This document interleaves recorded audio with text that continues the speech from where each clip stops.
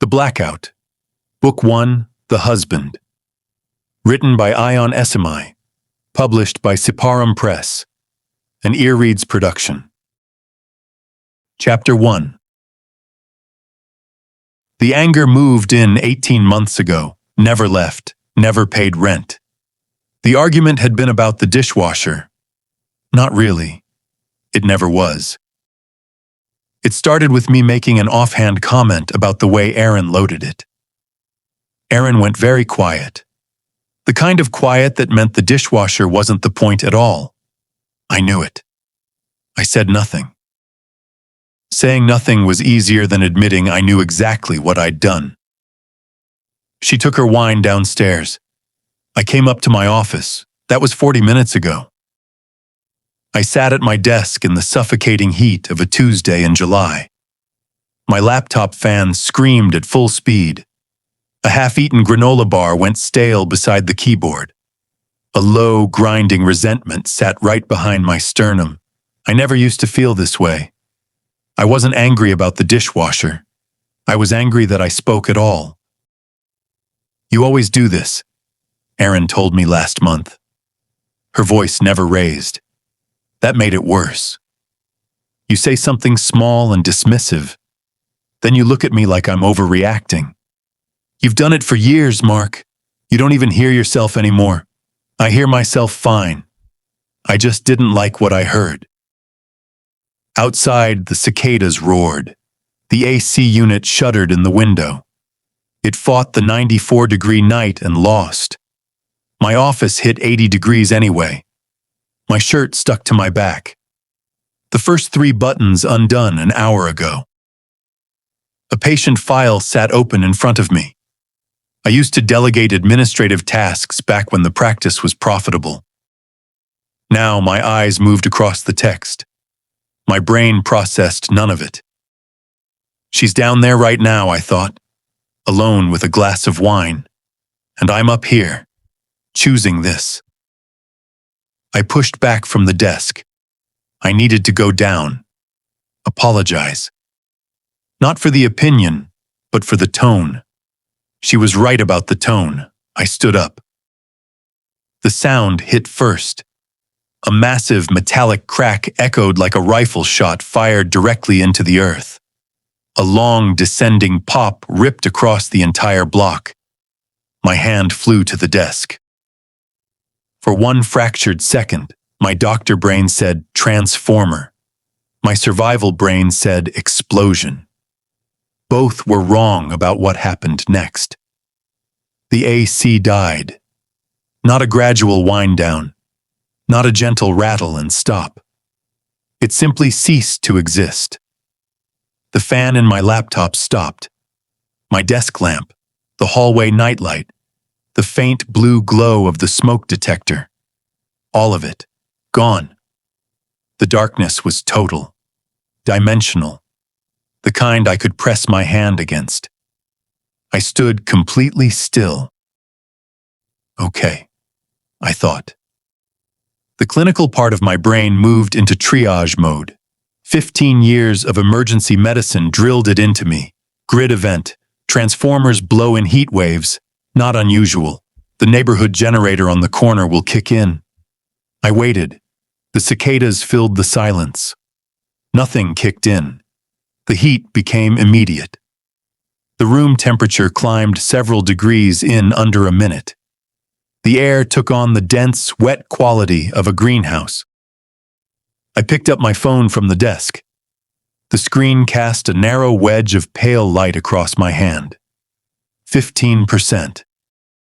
I meant to plug it in after dinner. I always meant to. Fine. I opened the flashlight app. A cone of LED light sliced across the office. It turned familiar objects strange. My framed medical diplomas threw long shadows on the wall. The desk chair looked aggressive in the dark. "Erin?" My voice sounded odd, too loud in the dead quiet of the house. I moved toward the door. I leaned out into the hallway. The air was thick and still. The hallway was a black tunnel. "Hey!" Louder now. Power's out. You okay down there? Nothing. She had AirPods in. Probably. She did that sometimes. She retreated into a podcast when we fought. She built a private soundtrack to drown me out. She probably sat on the back porch with her wine and ignored me. Probably. I started down the hallway. The flashlight picked out the bathroom door, the linen closet, the framed photo of us in Sedona 4 years ago. Erin laughed at something I said. We looked tanned and easy with each other. It felt fictional now. I kept moving. Erin. The power. The sound stopped me cold. It came from somewhere below. The kitchen. A sharp, explosive crash. Glass. Unmistakably, definitively glass. Not the careful chime of a glass set down too hard. The full, catastrophic implosion of something dropped with force. It shattered. It kept shattering. Shards skittered across the tile. I stopped breathing. My fingers tightened around the phone. Downstairs, in the dark, where my wife wasn't answering. Chapter 2. Move. I moved. I crossed the hallway toward the top of the stairs. The flashlight swung ahead of me. The rational explanation arrived fast. The loud bang startled her. She dropped the glass in the dark, reached for the counter, clipped the stem. The boring answer. The one that meant she was fine. Then why isn't she answering? I hit the stairs hard, right hand grabbing the banister, and my bare foot found the edge of the third step at the worst possible angle. Pinky toe. The lip of the riser. The pain was white and instant. I choked out something between a cuss and a grunt, yanked myself back against the railing, stood there for 3 full seconds with my eyes watering. Son of a... I breathed through it. 15 years in emergency medicine. I'd held compression on a femoral bleed with both hands for 22 minutes without flinching. I delivered field diagnoses while people screamed, carts crashed, and the overhead pages never stopped. All of it with steady hands and an even voice. A stubbed toe in the dark had nearly put me on the floor. Move. I lifted the phone higher, planted the beam fully on the steps, descended properly, deliberately. My toe throbbed with every step. I ignored it. The smell hit me halfway down. Not just ozone. The burnt metallic bite of a grid surge was there. I knew that smell from a hospital that ran on borrowed infrastructure, had breathed it 100 times through a residency. I knew it, but underneath it, threading through it, something else. I stopped on the bottom step. Copper, sharp, dense, the wet penny undercurrent that arrived before language did. Every animal on Earth knew what it meant. I spent 15 years learning to stay neutral when I smelled it. Triage the scene, control the variables, emotions after. My hand tightened on the banister. She dropped a glass, I told myself. She was in the kitchen. She dropped the glass. I stepped off the stairs onto the hardwood. The flashlight swept left. Living room, empty, throw pillows undisturbed. Then right, through the arched doorway into the kitchen. I stopped. The wine glass had exploded. Not fallen, not broken, detonated against the Italian tile Erin had spent 3 weeks picking out while I'd rolled my eyes and never told her so. The stem had snapped clean. The bowl shattered into a constellation of pale shards scattered 6 feet in every direction, each fragment catching my flashlight in a cold glint, like broken teeth on a dark floor. I stopped at the threshold. I was barefoot. I swept the beam slowly across the tile, the same way I used to scan a trauma bay before stepping in. Identify the hazards. Find the clear path. Don't contaminate the scene. The shards had scattered wide, no clean line through the middle of the kitchen. I'd have to hug the far wall, the narrow strip of tile between the refrigerator and the debris field, and come around the back of the island. I moved carefully, each step deliberate. The tile was cool under my feet, a strange relief. The liquid had followed the grout lines outward in thin rivulets. I came around the back of the island and crouched down. I swept the beam across the pool, collecting at the base of the cabinet. It wasn't wine. I knew the color of Cabernet. I'd poured enough of it this summer, the two of us circling each other in this kitchen with our glasses as shields, making careful conversation about things that didn't matter. I knew the deep, translucent purple red of it. This was darker, opaque, and the smell, this close, was not fermented anything. Pure blood, a wound dressing in a trauma bay, a gauze pad pulled from a laceration while a nurse called out pressure readings. Blood. My hand went flat against the tile. I held myself still. The clinical part of my brain shoved everything else behind glass. The argument, the granola bar, the Sedona photo, and snapped to the front of my skull. Volume assessment. Roughly 200, maybe 250 milliliters. That sounded like a lot. It wasn't. The human body carries approximately 5 liters. It can shed a third of that before cardiovascular collapse becomes a serious conversation.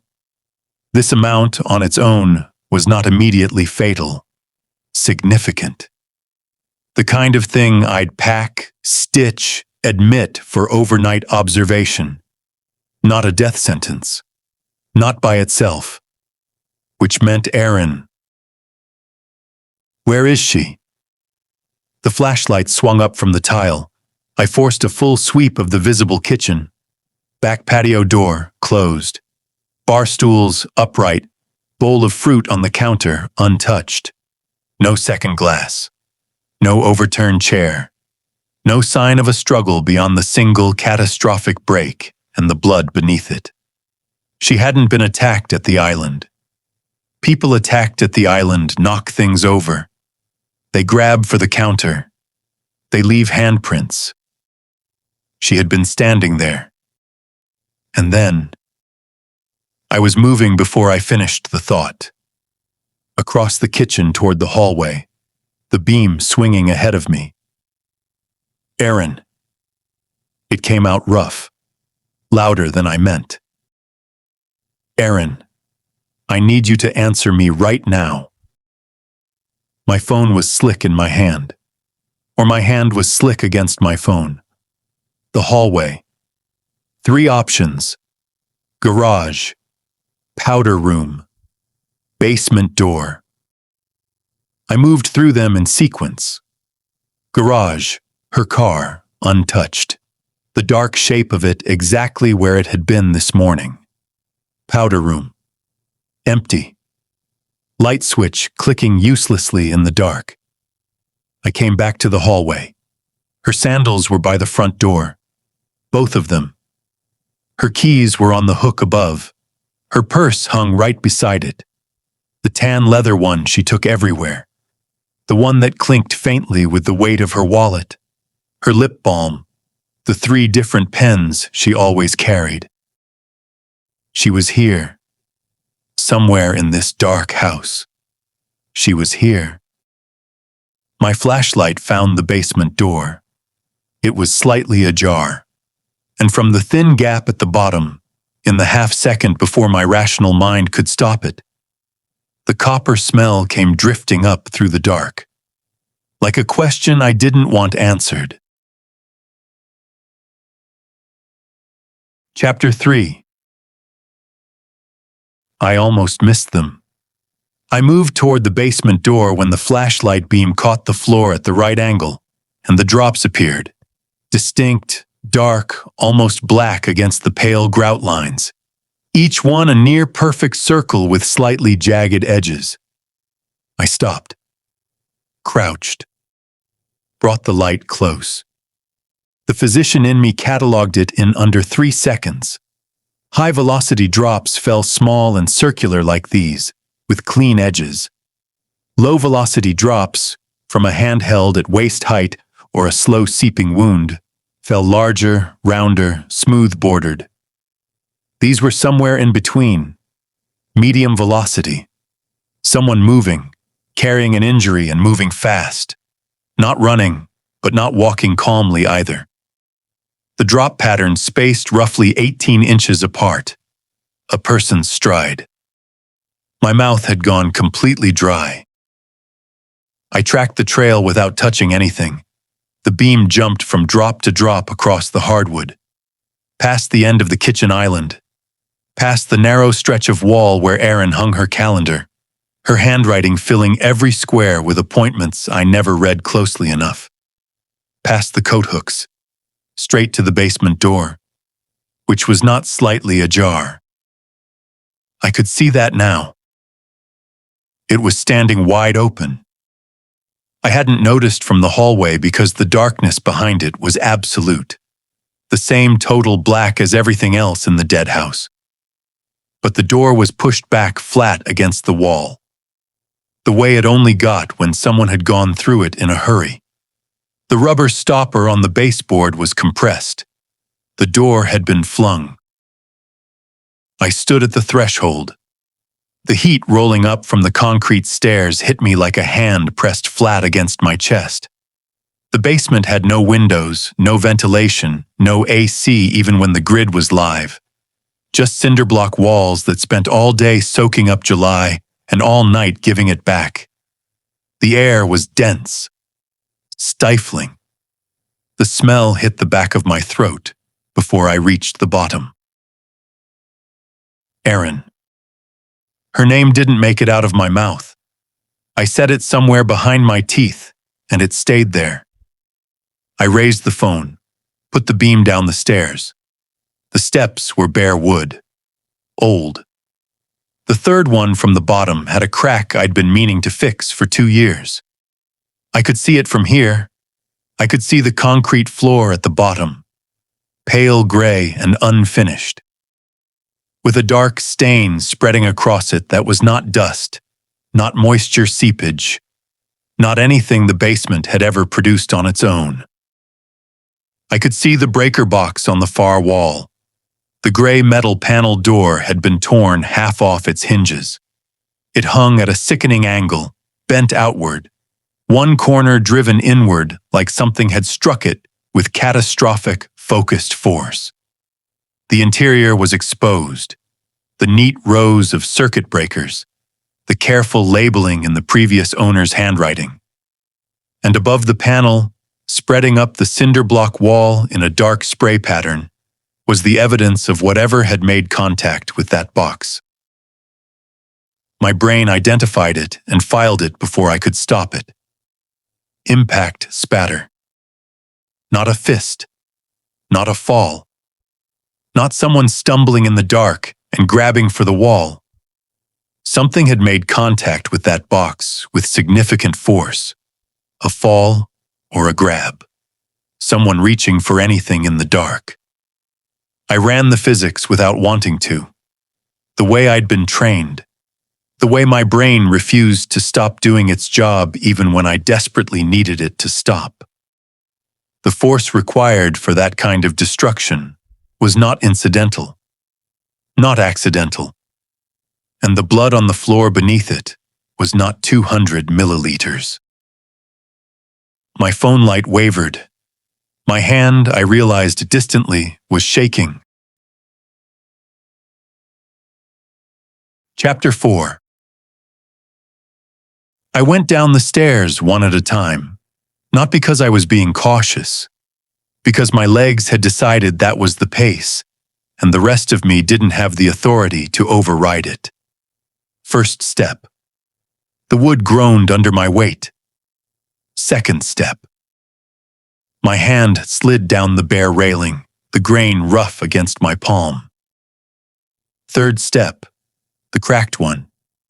The one I'd been meaning to fix for 2 years. The one Erin had asked me about twice, and I'd said I'll get to it. And the crack shifted slightly under my heel. I caught myself, kept going. The heat thickened with every step. By the time I reached the bottom, it was a living thing. Dense, pressurized, the kind of heat that got into your lungs and stayed there, that made every breath feel like an exchange rate you were losing. I stepped off the last stair onto the concrete floor, and the flashlight found it. My first coherent thought arrived in the flat, precise register of the physician. That is a lot of blood. The understatement of my career. The pool had its epicenter roughly 4 feet from the base of the breaker box. It spread outward across the uneven concrete in the patient. Unhurried way, large volumes of liquid spread when there's nothing to stop them. It followed the shallow grade of the floor, traced old crack lines, pooled in the low spots. The outer edge had already begun to dry and darken. The perimeter gone tacky and almost black against the gray concrete. But the center was still liquid, still moving. A slow, gravitational creep. A pool that hadn't finished settling. I put my free hand out, held it 2 inches above the surface. Warm. Not the fading warmth of something that happened an hour ago. The heat rising off it registered against my palm the way a patient's fever registered. A thermal fact. This happened within the last 15 minutes. My brain started the math I didn't want it to do. An adult human body carries approximately 4.5 to 5.5 liters of blood. Hemorrhagic shock at 30 to 40% loss. About 1.5 to 2 liters. Survivable. With immediate intervention. Possible to recover from, if you controlled the bleed and moved fast. I swept the flashlight across the pool. The spread radius, the depth at the center, the total surface area. I did the calculation anyway. The calculating part of my brain had never learned to be kind to the rest of me. 2 liters at minimum. Possibly closer to 2.5. I stood up slowly. The flashlight moved to the wall. I'd noticed the spray pattern from the stairs. I hadn't fully processed it. I processed it now. It climbed the cinder block in a wide, arcing fan, started at roughly hip height and extended upward and to the right. The individual droplets near the outer edge were elongated. A classic cast-off pattern. The kind produced when a wound source was in motion.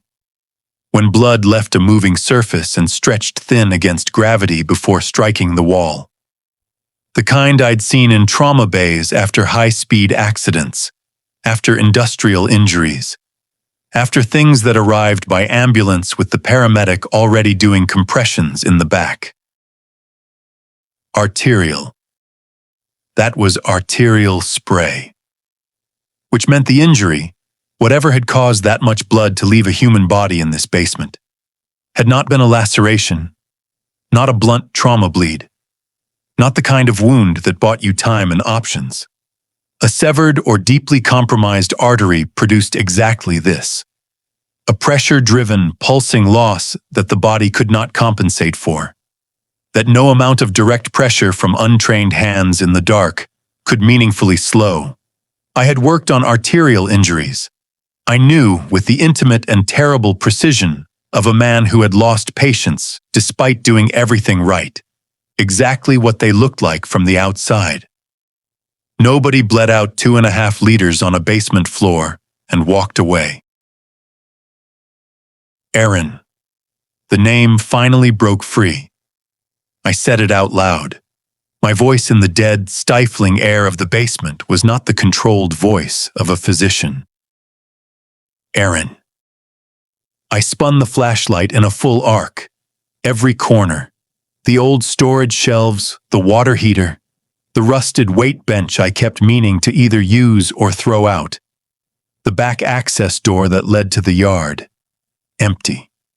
She was not down here. There was enough of her blood on this floor to kill her, and she was not down here. Which meant she had been moved. Or she had moved herself. Or... The floorboard cracked directly above me. One single, sharp, unmistakable creak from the main floor of the house. The kitchen, the hallway, right there, right overhead. The specific protest of old hardwood accepting the weight of a person who had just taken a step. I killed the flashlight. Total darkness. Total silence. I stopped breathing. Stood in the black heat of the basement and listened. The house above me said nothing more. And that was somehow so much worse than if it had.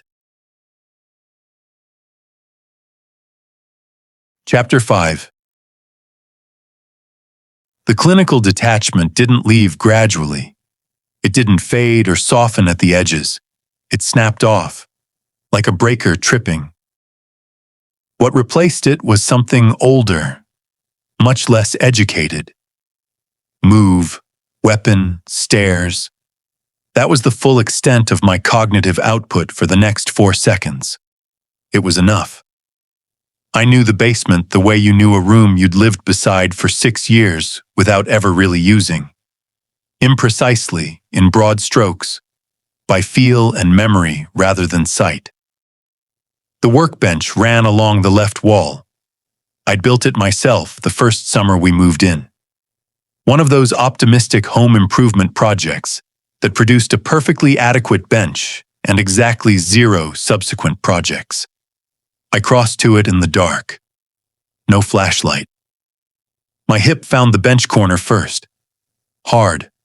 I absorbed the impact without sound. My hands swept the pegboard by memory. Socket set, too small. The hammer, possible but too short.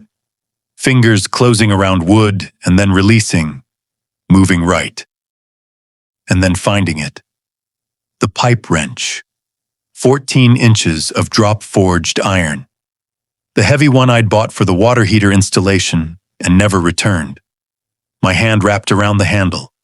The weight of it was immediate, cold, real in a way that nothing else in the last 10 minutes had been. I gripped it and stood still. 3 full seconds. Listening. The floor above me said nothing, which meant nothing. A person who knew how to be quiet could be quiet. A person who had just done what had been done in this basement knew something about patience.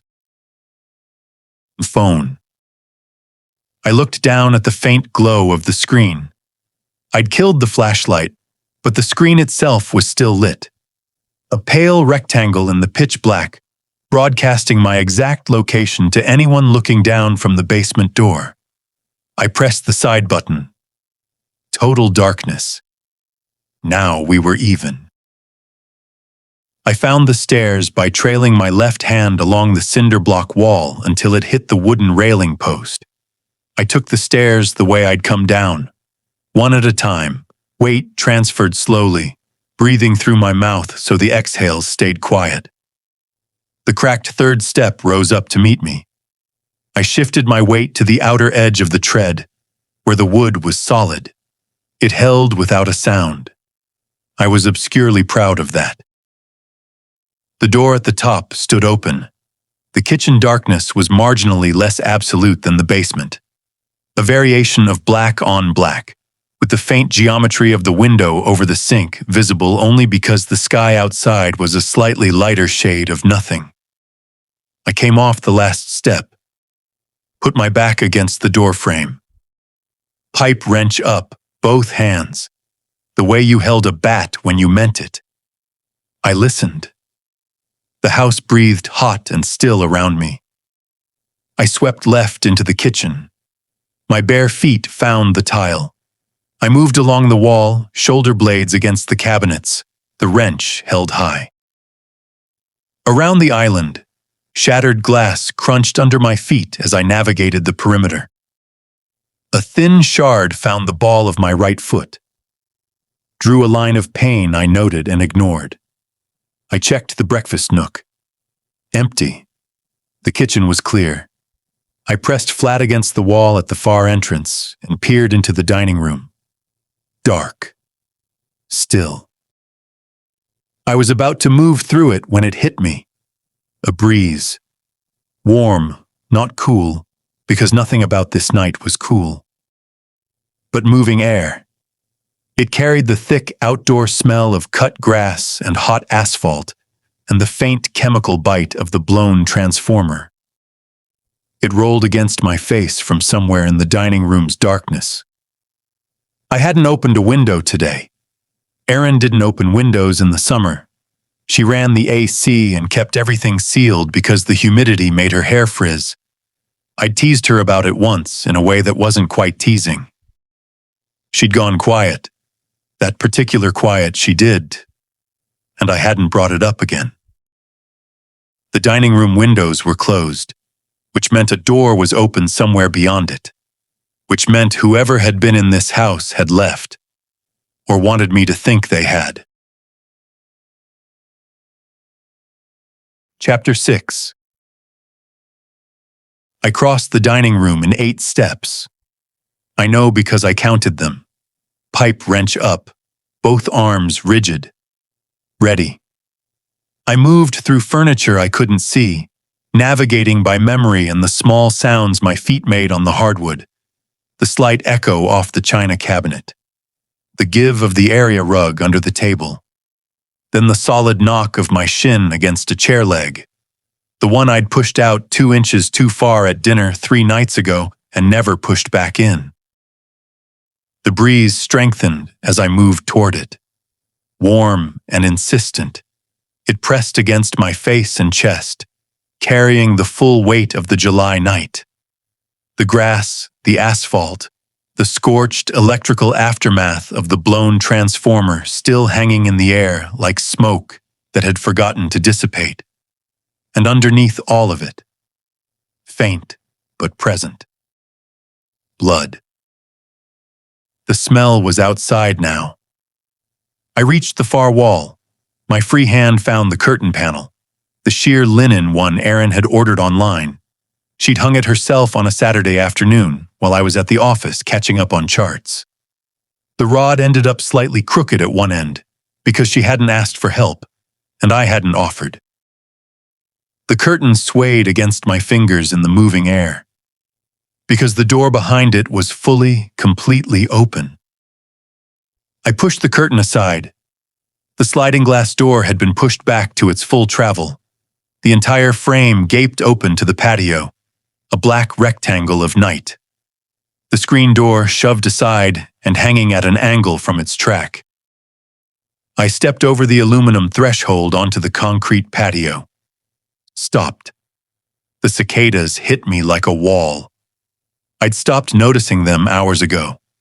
The way you stopped noticing highway noise or the hum of a refrigerator. Background roar my brain had long since reclassified as silence. But out here, without walls, without the muffling buffer of the house, they were immense. A single, overwhelming sheet of sound pressing down from every tree on the street.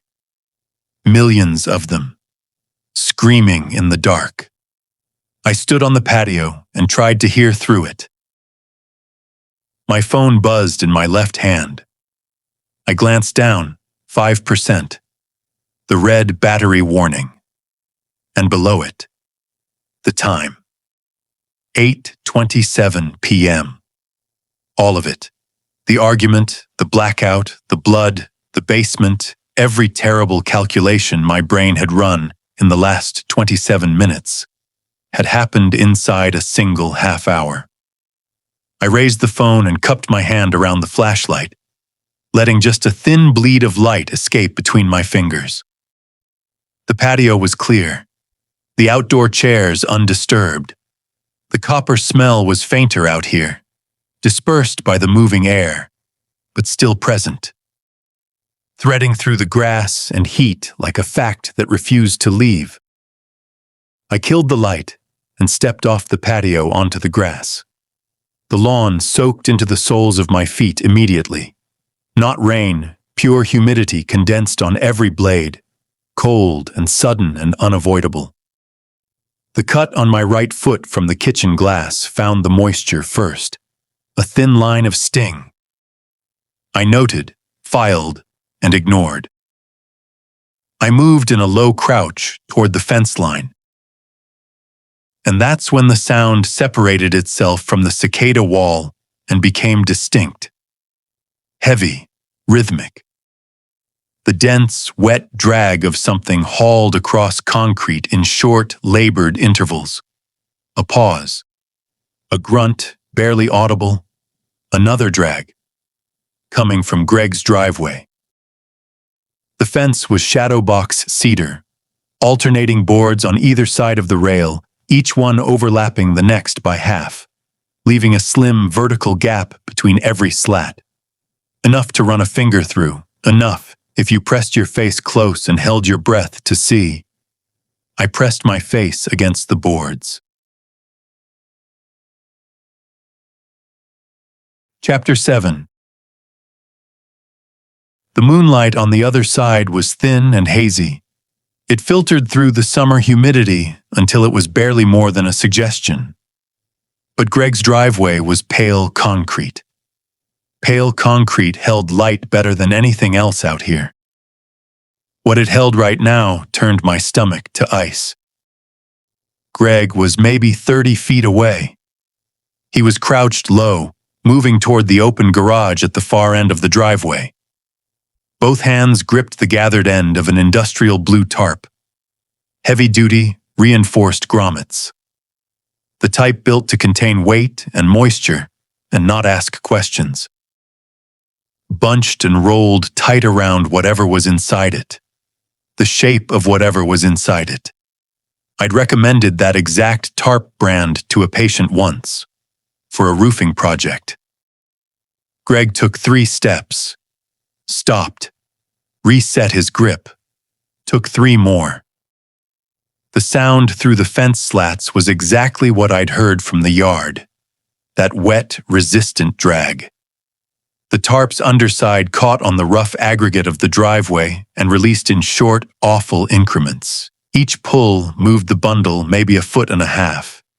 Each pause filled with the sound of Greg's breathing, audible even over the cicadas.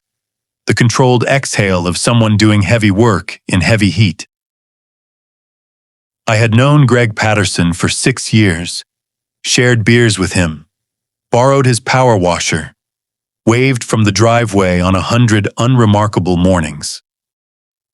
That February, when I threw out my back, Greg showed up with a shovel, cleared the walk without being asked, refused payment. Twice.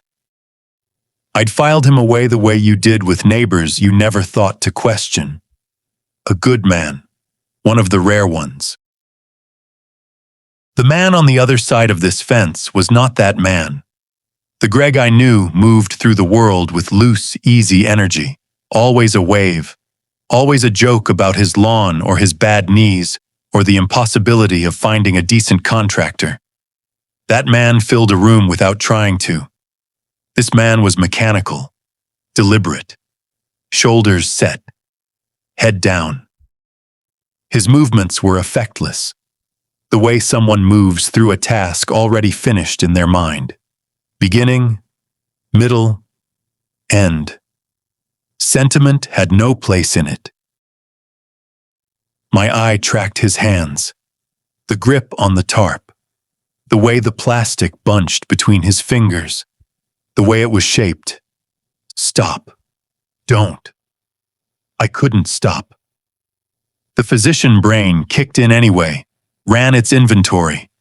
It read the tarp the way it read an X-ray. Mass, density, margins, where it began, where it ended.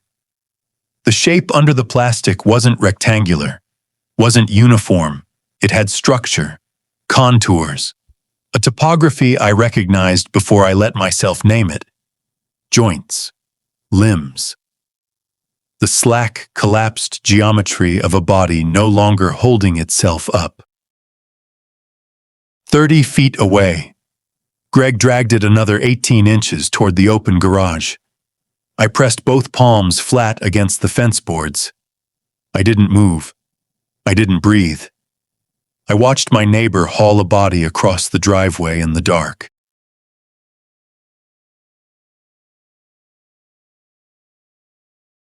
Chapter 8. I couldn't move. I was aware of this as a clinical fact. Temporary motor inhibition, acute psychological shock, the body's circuitry briefly overwhelmed, voluntary movement suspended. My brain tried to reconcile what my eyes were sending it with everything I had previously filed under reality. I had explained this phenomenon to medical students, had seen it in patients, had never experienced it myself until this exact moment. Barefoot in wet grass, eye pressed to a gap in a cedar fence. 8:28 p.m. on what had been, 3 hours ago, an unremarkable Tuesday. I watched. Greg reset his grip and pulled again. The bundle moved, stopped, moved. The concrete of his driveway was rough, good aggregate, high PSI, pounds per square inch. He'd explained it to me with genuine enthusiasm on a Saturday afternoon 2 summers ago, while I stood there with a beer and nodded and thought about nothing much. The tarp's underside caught on the aggregate with every pull, resisted, required him to lean his full body weight into the work. He sweated through his shirt, the dark shape of his shoulders set forward, weight thrown into every pull. No music, no phone, no distraction, just the work. That was the detail that kept snagging in my brain, the thing that felt most wrong in a landscape of wrong details. Greg wasn't frantic, wasn't looking over his shoulder, wasn't doing what a person did when they were terrified of being caught. That constant, jerky surveillance of the surrounding dark. The inability to focus. The way fear made people inefficient. Greg was efficient. He moved the tarp like a man who had already accounted for the variables. Already decided where it was going, how long it would take, what he would do when he got there. The calculation had been done somewhere before this driveway, in some private interior space I had apparently never had access to. Now he was simply executing. Pull. Pause. Pull. The garage door stood open at the far end of the driveway, a dark rectangle waiting. My hand found the pipe wrench at my side. My fingers wrapped around the iron handle. I held it, breathed, watched, did not vault the fence. Some remaining fragment of rational thought insisted, loudly, desperately, that there was an explanation. That the shape under the tarp was not what the physician part of my brain kept insisting it was. That Greg Patterson, who had snowblowed my driveway, returned my trash cans, loaned me a power washer on a Sunday morning without hesitation, was not. The tarp snagged, hard, a hairline crack in the concrete, the kind that opened in summer heat and closed again in winter, the kind no one ever bothered to fill. It caught the underside and held it fast. Greg lurched forward with the momentum of the pull. His grip slipped. The bundle jerked to a dead stop. He straightened up, looked down at where the plastic had caught. Set his feet, took the gathered end in both hands, and yanked. The violence of it was startling, not the controlled, labored effort of the previous pulls. A single, savage wrench. It came from somewhere below patience. That lived in the part of a person that didn't negotiate, The crack released the tarp with a ripping sound that cut through the cicadas for half a second and died. The bundle lurched forward 18 inches. The folds shifted. I saw it happen in fragments, the way you saw things in low light. Not a single clear image, but a sequence of details arriving fast, each one worse than the last. The gathered end fell open. The plastic peeled back along the top edge. The arm slowly emerged from the folds, dragged by gravity and momentum. It swung free from the bundle and dropped toward the concrete with the absolute boneless looseness of something with no muscle tone left to resist it. It hit the driveway. Lay there, pale, still. The skin had the waxy, bloodless quality I recognized from the table, from the bay, from every moment in my career when intervention had come too late. The fingers slightly curled. The wrist turned outward at an angle no living person held a wrist. My eye traveled up the arm to where it disappeared back into the folds. Greg hadn't noticed. He was already moving again. Pulling the bundle the last 10 feet toward the open garage, the loose arm dragged across the concrete beside him. The fingers trailed against the aggregate. The sound it made was so quiet I almost didn't hear it over the insects. Almost. I heard it. I was going to hear it for a very long time. Chapter 9. The arm dragged across the concrete. My eye followed it the way it followed a scan. Started at the furthest point, tracked inward, read what was there, built the picture. The fingers first. Slightly curled, nails short and clean. The palm, face down against the aggregate. The wrist turned outward at that wrong angle. And there, on the fourth finger, a thin band of gold. It caught the moonlight for just a fraction of a second as the arm moved. A single cold glint, there and gone. The way a wedding ring caught light when a hand moved across a kitchen counter, or reached for a wine glass, or gestured mid-sentence the way Erin always gestured when she was making a point she thought I wasn't listening to. I was listening now. I couldn't stop. Couldn't stop looking. Couldn't stop the part of my brain that did what it always did. Assembled the data, ran the sequence, arrived at the conclusion whether I wanted it to or not. Blood volume in the basement. 2 to 2.5 liters. Arterial spray pattern consistent with a high-pressure wound source. The pool was still warm at the time of discovery. The injury occurred within the last 15 to 20 minutes. Volume and pattern both inconsistent with survival without immediate surgical intervention. Greg Patterson, neighbor of 6 years. Hauling a body-shaped tarp across his driveway at 8:28 p.m., an arm. A wedding ring? The math took less than 3 seconds. I'd trained my brain to do this, to take the available data and build the clinical picture quickly, cleanly, without the interference of emotion. Emotion led to mistakes in trauma bays, and the data didn't care how you felt about it. The data was the data. The conclusion was the conclusion. Erin was in that tarp.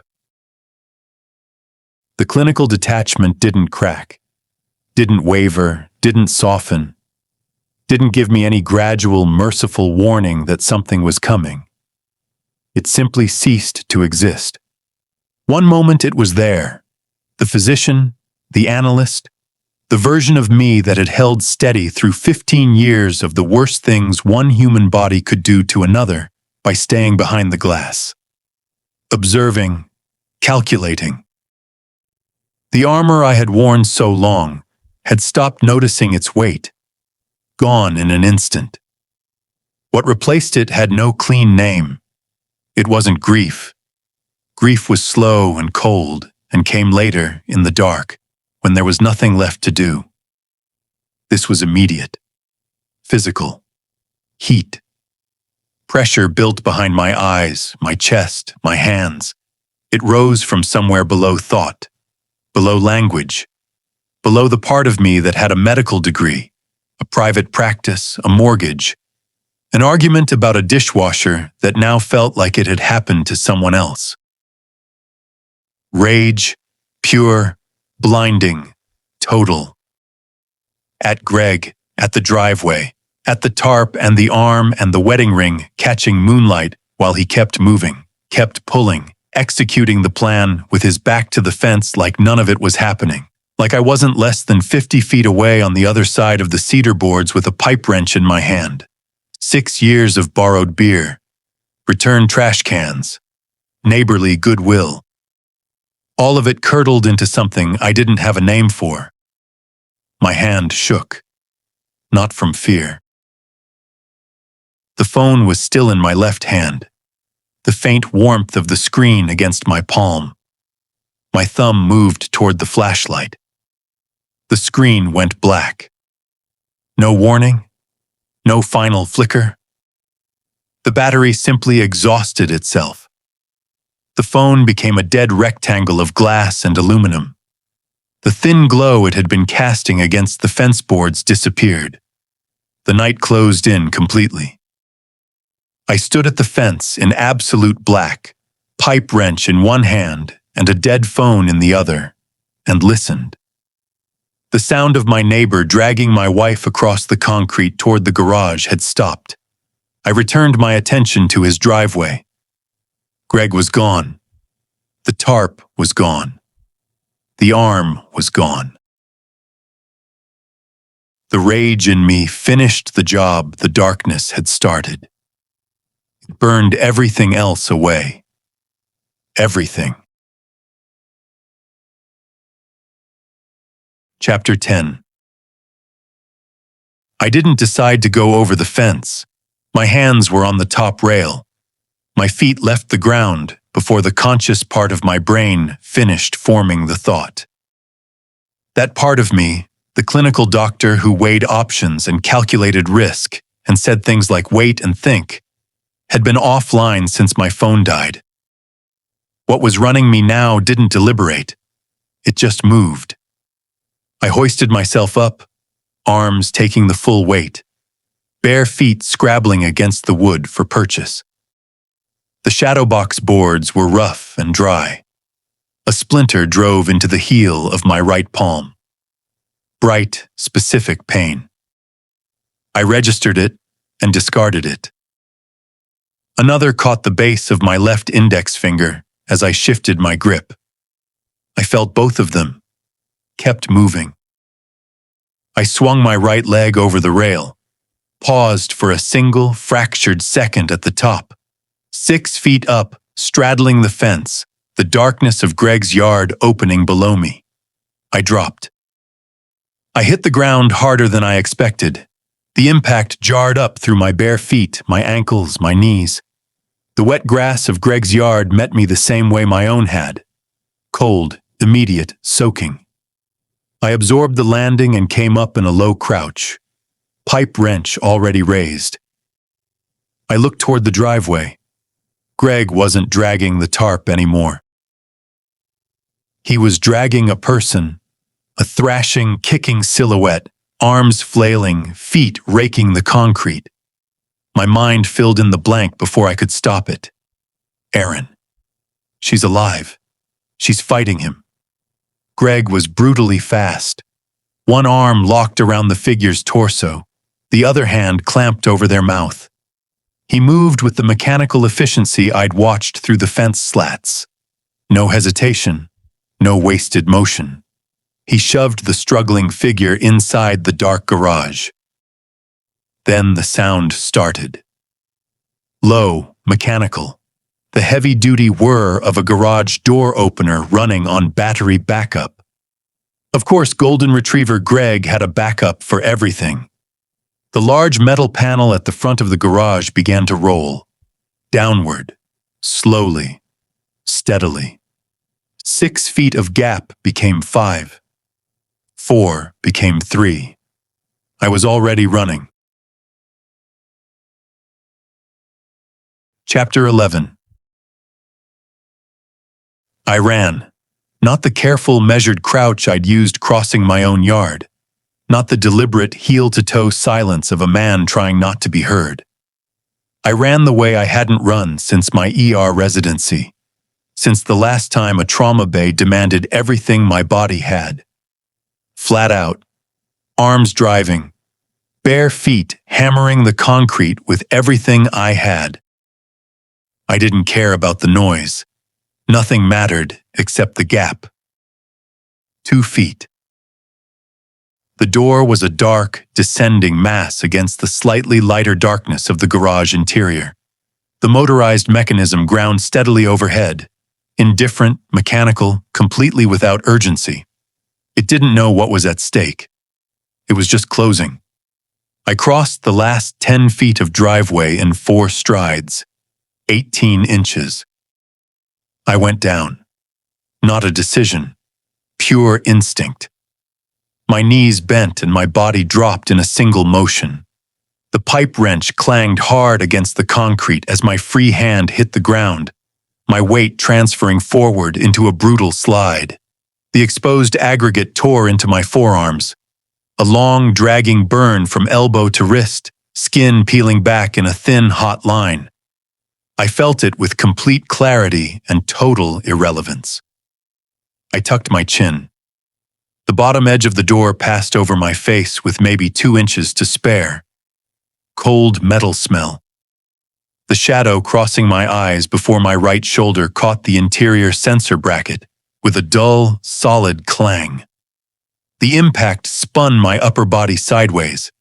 I skidded to a stop against the cold concrete floor of the garage interior. Behind me, inches behind my feet, the door completed its travel.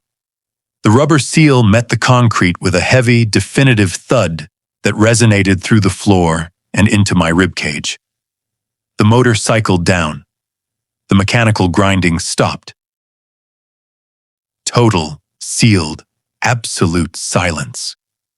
The cicadas were gone. The night was gone.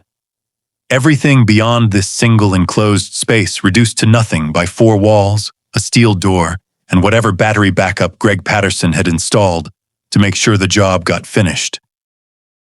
I pushed up onto my knees in the suffocating blackness. My forearms burned. The splinters in both palms had been driven deeper by the impact. I swept the concrete with my right hand in a short arc until my fingers found the cold iron of the wrench. I gripped it. Stood up. Somewhere ahead of me, 10 feet, maybe 15, I heard breathing. Slow. Controlled. The breathing of a man who had heard the door come down and now stood very still in the dark, doing exactly what I was doing. Listening.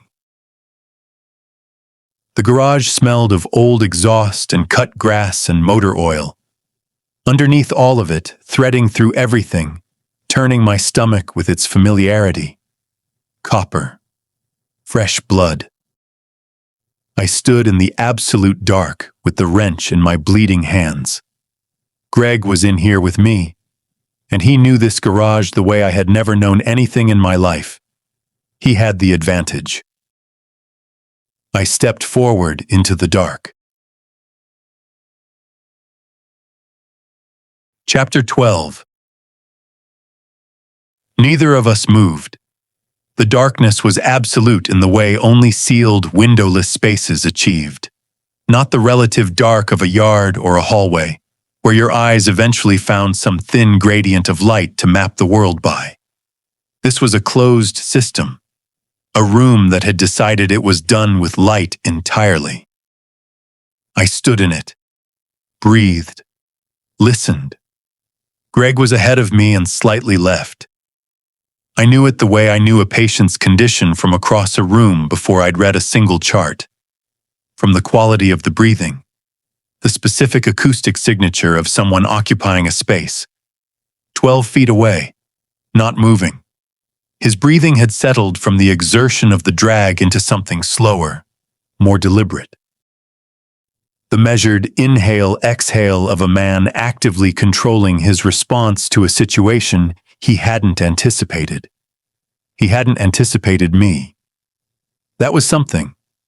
Not much, but something. I shifted my weight onto my left foot, slowly, redistributing the pressure. The concrete under my right heel produced a faint, wet sound I didn't examine. I moved the pipe wrench to a two-handed grip, choking up on the handle the way I choked up on a bat when the distance was short and I wasn't going to get a second swing. The copper smell was everywhere, dense and close. A trauma bay at its worst. 12 feet ahead, a massive metallic shape blocked the center of the garage. Greg's black Mercedes sedan. The engine block ticked as it cooled in the sweltering heat. From inside the vehicle, muffled by heavy steel and upholstery, came a faint, desperate thud. Someone kicking frantically against the inside of the trunk. Erin, I did not let myself think beyond that. 12 feet ahead, 6 feet left, door behind. I breathed. Greg breathed. The cicadas were entirely blocked out, the garage walls thick enough to reduce them to nothing. The silence they left was the most complete I had experienced since a sensory deprivation experiment in medical school. I'd tapped out after 11 minutes. I hadn't understood then what true silence did to a person's sense of space and distance. I understood it now. Move him, my instincts screamed. Make him react.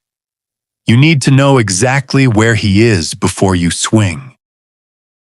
The physician was back online, running on backup power and survival instinct, stripped of everything except the tactical. I cleared my throat. The sound was enormous in the sealed space. I heard Greg's breathing change, a slight, involuntary hitch. The body's hardwired response to an unexpected stimulus. There and gone in under a second. But there. 12 feet. Slightly left of center. Near the rear bumper of the Mercedes. I had him. I took one step forward. The cut on my right foot pressed into something wet. I kept moving. Another step. The copper smell thickened with every foot I closed.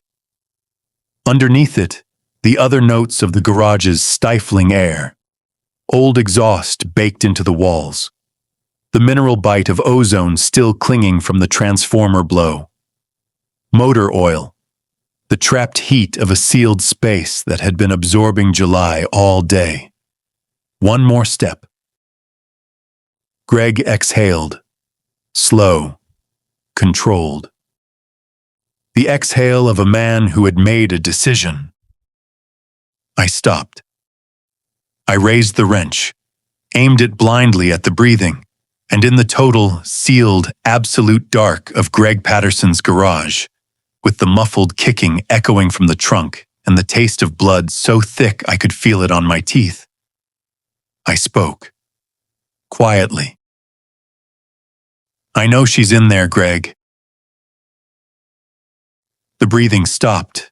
The garage held the words the way sealed spaces held sound, longer than they should, pressed against the walls with nowhere to go. Then, from 12 feet away in the absolute dark, my neighbor spoke for the first time. And what he said was so much worse than anything I had prepared myself to hear. End of Book 1. You've been listening to The Blackout. Book 1. The Husband. Written by Ion Esimai. You watched the night through Mark's eyes. You saw what he saw. But someone else was out there in the dark. Younger. Closer. And she had no idea what she was walking into. She only wanted to sneak out. She saw something she was never supposed to see. Book 2, The Witness, drops Thursday, May 7th. Subscribe now. Don't miss the next part of this blackout night.